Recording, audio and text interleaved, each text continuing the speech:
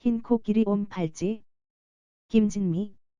나는 온갖 비전, 비술을 신봉하는 할머니의 영향으로 비전, 비술, 방책들을 실천하는 집 가족의 일원이다. 할머니는 집안의 가장 큰 어른이신 할아버지보다도 더 가장으로서 집안을 다스리셨다. 할아버지는 할머니의 집사처럼 보였다. 오로지 할머니의 건강과 안위만 신경 쓰신 분이셨고 자녀들 즉 우리 아버지, 큰아버지, 삼촌 고모들에게는 무심하셨다. 할머니는 유명하다는 철학관의 사주명리가를 직접 우리 집에 초빙하셔서 하루 종일 가족의 사주를 다 보셨다. 아들, 며느리, 손자, 손녀 전원을 다 보셨다. 그리고 그것을 공책에 기록하여 늘 보고 계셨다. 할머니는 유명 명리가들을 초빙하는데 너무 돈이 많이 들자 당신이 사주명리를 직접 공부하셨다. 할머니는 그 가족 사주 공책을 내게 보여주시곤 했는데 어린 나로서는 한자로만 적혀 있는 글이 무슨 외계어처럼 보였다. 나중에 자라서 내가 한자를 읽게 되면서 그게 무슨 글인지 알 수 있었지만 당시엔 신기했다. 결국 나도 할머니에게 사주명리를 배우고 커서는 전문가 선생님께 사사했다. 할머니는 연말연시에 항상 온 가족의 평안 부적을 써서 집집마다 나누어주셨다. 우리 집도 해마다 새로 부적을 붙였다. 새 부적을 붙이면 헌 부적은 모아서 태워 없앴다. 그런데 할머니의 6자녀 모두에게 보낸 그 귀한 부적들이 다 붙여지진 않았다. 대부분의 자녀들은 기독교로 개종을 해서 즉 기독교인 며느리들을 보시는 바람에 그냥 쓰레기통으로 직행하기 일쑤였다. 나는 할머니께서 얼마나 비싼 재료들을 어렵게 구매하셔서 길을 길시 목욕제게 그리고 정성을 다해서 쓰신 부적이라는 것을 잘 알기에 소중하게 관리하고 사용했다. 그러기를 몇십 년. 할머니께서 90이 넘으시고 치매가 오더니 결국 돌아가셨다. 이제는 이사택일, 이사방향, 부정퇴치 등등 그 어떤 비방을 해주고 도와주실 분이 안 계시는 것이다. 이제는 내가 우리 집을 지켜야 한다. 큰 집, 작은 집, 기타 가족들은 전부 기독교인이라 신경도 안 쓰겠지만 나는 우리 부모 형제 조카들의 사주에 따라 삼재풀이, 이사택일, 이사택방, 그리고 지인들의 장명, 궁합들을 봐주고 있다. 할머니의 손주들이 총 12명인데 그 일을 대물림하는 손주는 나 하나뿐이다. 할머니께서는 직접 부적을 쓰셨지만 나는 부적을 쓰진 않는다. 부적을 정통적으로 쓰려면 부적용 한지, 경명주사, 사향, 침향, 붓, 기름, 촛대, 상이 필요한데 밥상이나 찻상처럼 일상에서 사용하는 상을 쓰면 안 된다. 부적 전용의 깨끗하고 새 상이 필요하다. 그리고 붓도 섬세한 새 필이 필요하다. 기름은 참기름이나 들기름 같은 식용유를 사용하지만 역시 부엌에서 쓰던 기름을 사용하면 안 된다. 부적 전용의 새 기름을 사용한다.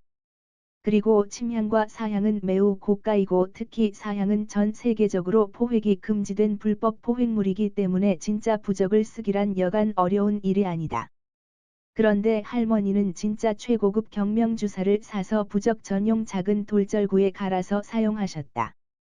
그리고 문제의 사향 역시 어디서 어떻게 구입하셨는지 나는 모르는데 그 비싼 사향을 부적 쓰실 때 사용하셨다. 이렇게 재료 준비부터가 힘들고 비용이 엄청난 데다가 길이를 택해야 한다. 시간은 자정무렵에 한다. 물론 목욕제개를 하고 마음을 정갈하게 몇 날 며칠을 준비한 후에 쓴다. 이렇게까지 준비가 다 된 이후에 깨끗한 상에 새 초를 켜고 길을 자정 무렵 부적을 쓰기 시작한다.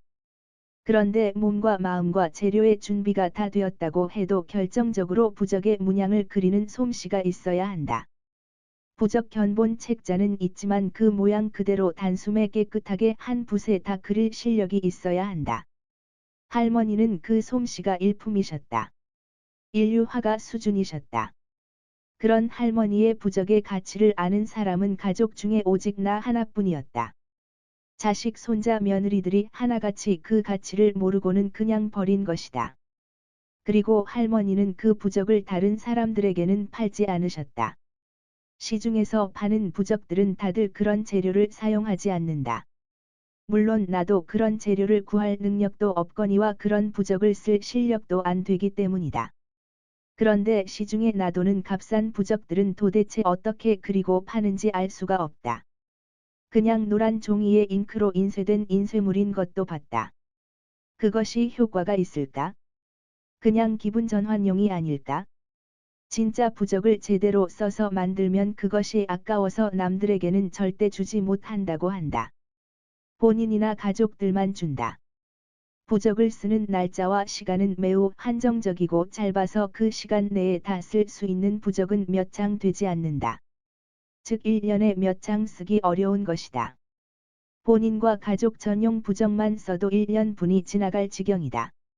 남에게 주거나 팔 부적의 여분이 있을 리가 없다.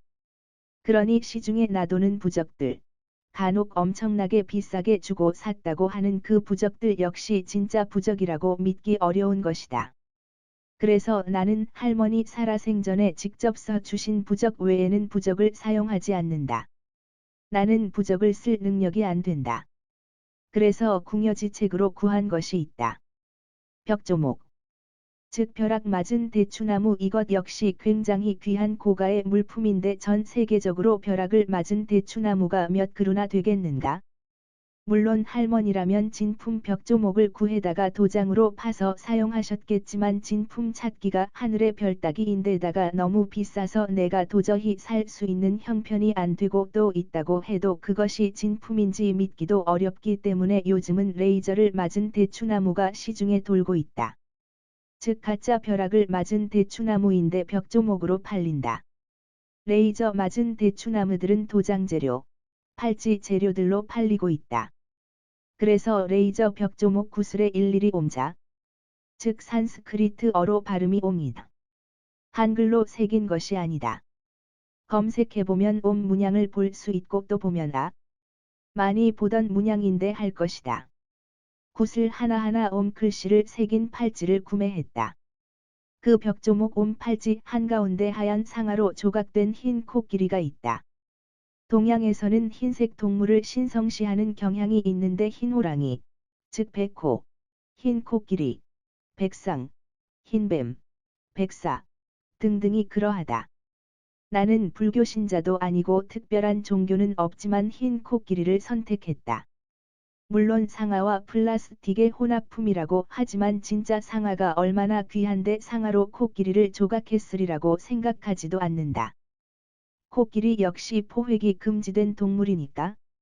하여튼 그 레이저 벽조목의 상아 대체품인 물질로 조각된 흰 코끼리가 있는 옴 팔찌를 구해다가 착용하고 있다.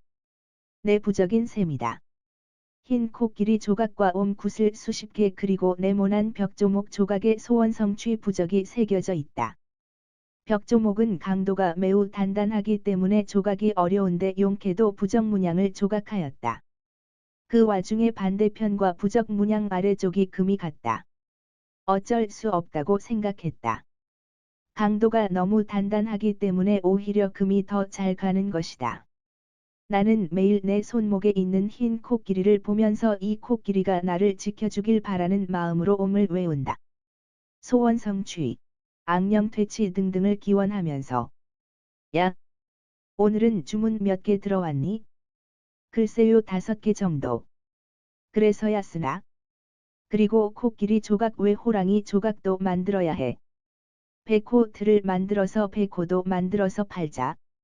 백상, 백호는 팔리겠지만 그 외에 다른 동물은 할 게 없을까요? 그리고 플라스틱에 상아 가루 한 점만 섞어도 상아와 플라스틱 혼합물이라고 광고할 수 있으니까. 플라스틱이 강도가 더 세지.